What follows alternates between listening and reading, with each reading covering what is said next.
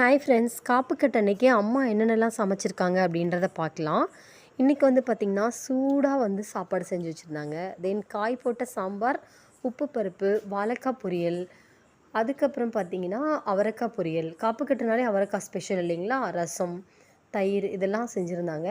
நாங்கள் ஃபேமிலியோடு உட்காந்து சாப்பிட்றது அப்படிங்கிறது எங்களுக்கு ரொம்பவே பிடிச்சது. எல்லாருக்குமே அது பிடிக்கும். இருந்தாலும் ஃபெஸ்டிவல் டைமிங்கில் தான் இந்த சுச்சுவேஷன் வந்து மோஸ்ட் ஆஃப் த ஃபேமிலிஸில் அமையும் இல்லைங்களா?